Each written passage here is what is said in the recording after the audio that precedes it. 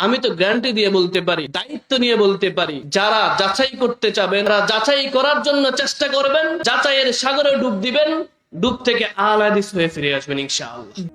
আসসালামু আলাইকুম সম্মানিত দর্শক মণ্ডলী, থাম্বনেল দেখে আপনারা বুঝতেই পেরেছেন আমি আজকে কোন টপিকের উপর ভিডিও তৈরি করতে চলেছি।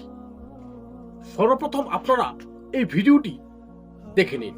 ১,৫০০ বছর পূর্বে যেই দিন পরিপূর্ণ হয়েছে, ১,৫০০ বছর পরে এসে সেই দিন মানতে হলে, সেই দিন যদি মানতে হয় তাহলে আল্লাহ এবং তার রাসূলের সিদ্ধান্ত ছাড়া তৃতীয় কোনো ব্যক্তির সিদ্ধান্ত মানা যাবে না, ঠিক কিনা? দিন যদি মানতে হয়, যেই দিনকে আল্লাহ পরিপূর্ণ করেছেন, পরিপূর্ণ দিন ব্যবস্থায় মানতে হবে।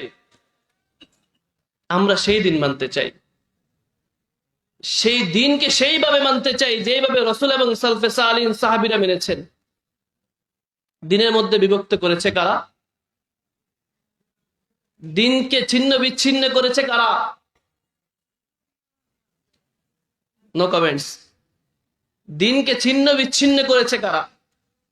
আমি তো দীর্ঘদিন, যেহেতু আপনারা আমার ব্যাকগ্রাউন্ড সম্পর্কে জানেন, দীর্ঘদিন এক শ্রেণীর উলামায়ে কেরামদেরকে অনেক বিরোধিতা করেছি। উলামায়ে কেরামের যখন দিনকে জানতে চাইলাম, এতদিন তো বিরোধিতা করার জন্য চেষ্টা করেছি, এখন না হয় একটু জানার জন্য চেষ্টা করি। আমি কিন্তু কখনো এই কথা বলি নাই যে আমি আহলে হাদিস হয়ে গেছি, বা বলবো না। কেন জানেন? আমি প্রকৃত হানাফি হতে চেয়েছি।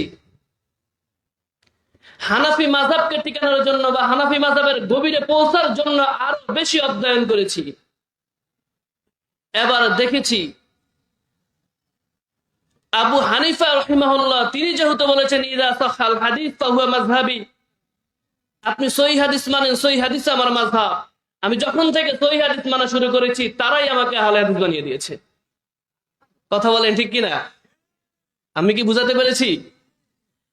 আপনাকে বলতে হবে না, আপনি যখন সহিহ হাদিস আমল করা শুরু করবেন একটি পক্ষ আপনাকে আহলে হাদিস বানিয়ে দিবে।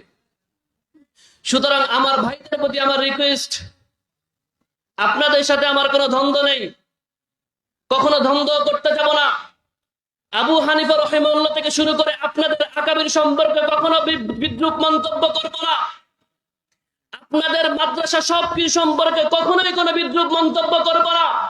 সম্মানিত দর্শক মণ্ডলী, আপনারা সম্পূর্ণ ভিডিওটি দেখলেন। আসলে যারা কোরআন ও হাদিসের ইলম অর্জন করে না, যারা কোরআন ও হাদিসের ইলম অর্জন করার পরও তিনি সঠিকটা পায়নি এবং সহিটা পায়নি, বেদাত শিরকের মধ্যে লিপ্ত আছে, তাদের জন্য একটি অত্যন্তনীয় শিক্ষণীয় ভিডিও। আসলে তাকে আহলে হাদিস হতে তার জন্য এই ভিডিওটি যথেষ্ট। একজন সহিহ মানহাজের শিরিক মুক্ত, বেদাত মুক্ত হওয়ার জন্য তার জন্য এই ভিডিওটি যথেষ্ট। যা আসলে আমরা এই পৃথিবীতে বসবাস করি, আর আমাদের এই পৃথিবীতে বহু মুসলিম আছে যারা শুধু মুসলিম নামে পরিচিত, কিন্তু তারা আমলের দিক দিয়ে তারা বেদাত করে যাচ্ছে। এরকম অসংখ্য মুসলিম আছে যারা শিরিক করে যাচ্ছে, কিন্তু তারা এখন পর্যন্ত কোরআন ও হাদিসের সঠিক জ্ঞান অর্জন করতে পারেনি। আর ওইসব মুসলিমদের জন্য এই ভিডিওটি একটি শিক্ষণীয়। আহলে হাদিস বলতে কোনো দলের নাম নয়।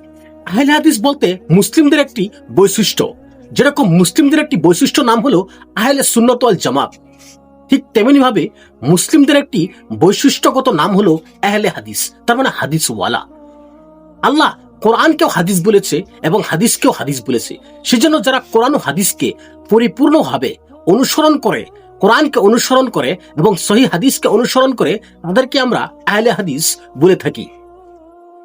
আসলে মুসলিম পরিচয় সেই ব্যক্তিও দেয় যে ব্যক্তি এক ওয়াক্ত নামাজও পড়ে না, এক ওয়াক্ত সালাতও আদায় করে না, সেও নিজেকে মুসলিম পরিচয় দিয়ে থাকে। আসলে কি সে মুসলিম? যে ব্যক্তি শিরিক ও বেদাতের মধ্যে লিপ্ত থাকে তারাও নিজেকে মুসলিম দাবি করে থাকে। সেই জন্য একজন মানুষ নিজেকে এরকম ভাবে বলতে পারে না, এরকম ভাবে উপস্থাপন করতে পারে না যে আমি কোরআন ও হাদিসের পরিপূর্ণ একজন অনুসারী। সেজন্য তাকে আহলে হাদিস হতে হবে। আহলে হাদিস যদি কোনো ব্যক্তি নিজেকে দাবি করে তাহলে তাকে 5 ওয়াক্ত সালাত সহিভাবে আদায় করতে হবে, যেরূপ আদায় করেছিল রাসূল সাল্লাল্লাহু আলাইহি ওয়াসাল্লাম। আজকে এই পর্যন্ত, আরেক ভিডিওতে আবার দেখা হবে ইনশাআল্লাহ। আপনারা যদি আমার এই ভিডিওটা ফেসবুক থেকে দেখছেন নিশ্চয়ই ফলো করে রাখবেন, আর যদি ইউটিউব থেকে দেখছেন তাহলে সাবস্ক্রাইব করবেন, অল বেল নোটিফিকেশনে ক্লিক করে রাখবেন আরো এরকম ভালো ভালো ইসলামিক ভিডিও টপিক পাওয়ার জন্য। আসসালামু আলাইকুম ওয়া রাহমাতুল্লাহি ওয়া বারাকাতুহু।